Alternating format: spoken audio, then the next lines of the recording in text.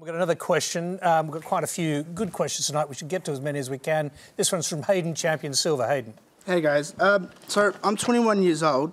Last year, November, I became homeless due to some traumatic experiences at home. And I come from the Melbourne's west side, so Melton to be specific. When I did become homeless, I had to move away from that area, approximately 40 kilometres away, when Hope Street Youth and Family Services found me crisis accommodation. Now, my question to you guys is, why are youth homelessness services not more available in growth corridors around Australia, despite these areas having some of the highest cases and highest rates of domestic violence and youth homelessness? Rebecca, start with you. Thank you for your question, Hayden, and I'm very sorry that you have experienced homelessness. And we know that young people are the largest group of homeless across Australia, and it's growing significantly. Before I was a Member of Parliament, I had the great privilege of working in the youth sector, and we actually were the base for services for young people who were seeking emergency services, who were homeless, as well as employment services and education services. I agree with you. In South Australia, there is a central pooling, and then there's different organisations that are responsible for different regions. I'm not sure what that is in Victoria, but I think that works quite well, because we recognise that in regional areas, I mean, Mayo has a higher rate of homelessness than the national average. So in regional areas, young people are homeless. It's not just a metro thing, and there's an extra layer of isolation if you are homeless in a regional area. So, were you surprised to see the new Minister for Homelessness say, oh, we need to put a positive spin on this issue? It's really just a tiny, tiny percentage of the population, so let's think about it in a more positive light.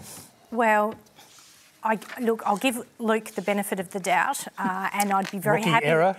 I'd be very happy to sit down and chat with him about the experiences that I had, and one of the great tragedies is that in 2014 we had a rolling back of the NRAS, which was the National Rental Affordability Scheme.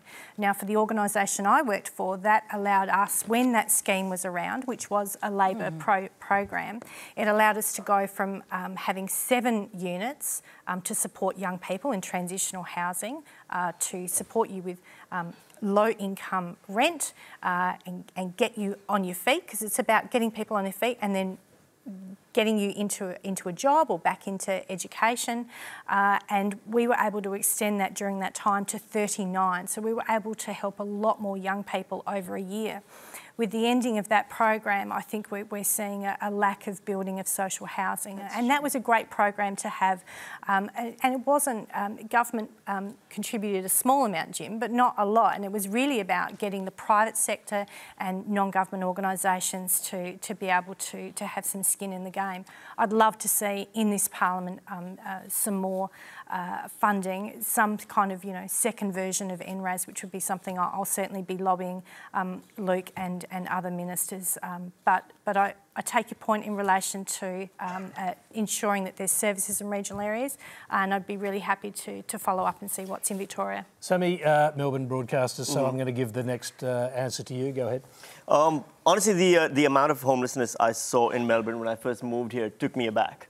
I came here 2015 from WA, and we've been seeing a bit of an increase in homelessness over there. But the sheer numbers in the city of Melbourne, in and around the CBD and the outer suburbs as well, was astonishing and quite depressing, given the fact that we are a country that has had a growth economy for a longer period than most of the rest of the world.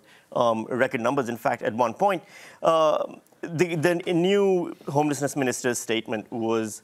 It was one of those things where it shows you the disconnect he has from the problem, given the fact that at one point he even said that the amount of homelessness we've got is commensurate with the population increase, whereas that's not true at all. The amount of homelessness has increased by 14% between the last 2 censuses. Population increase was 8.8%. So right there you can see that there is a crisis. Well, let's quickly go.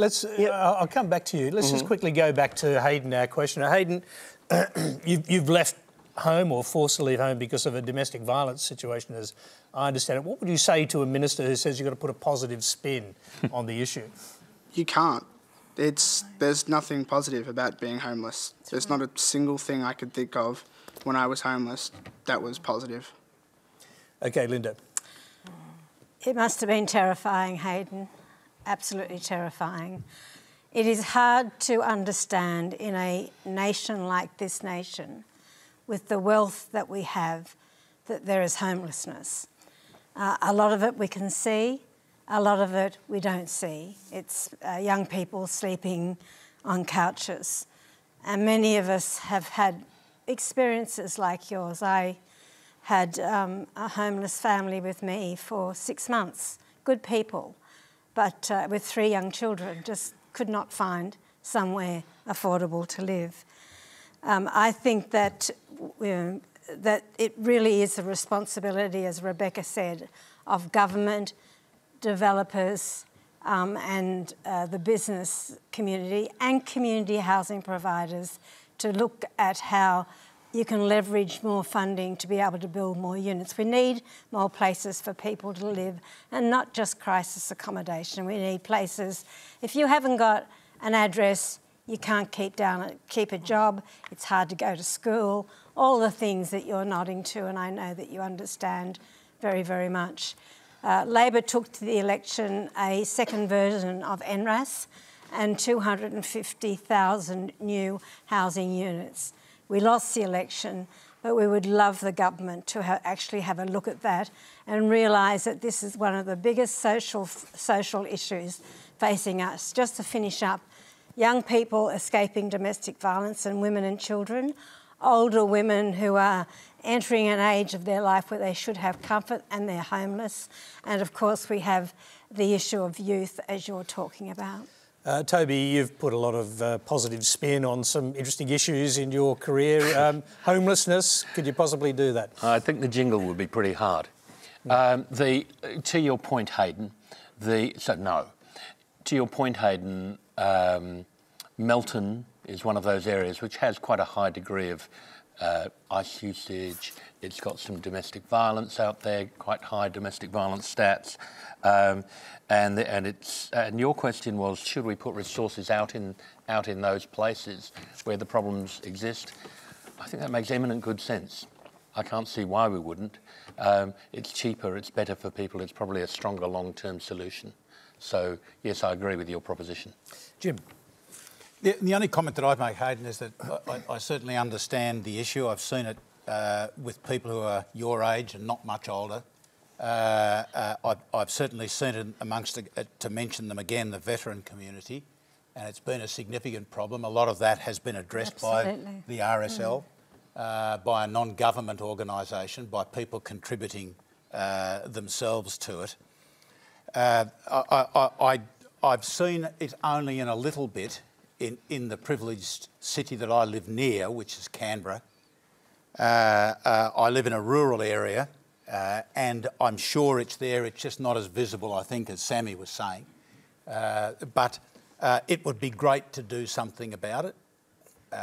Again, there is only so much to go across, and that's New Start, pensions, homelessness and housing now we've got. It'd be great to throw money at them all.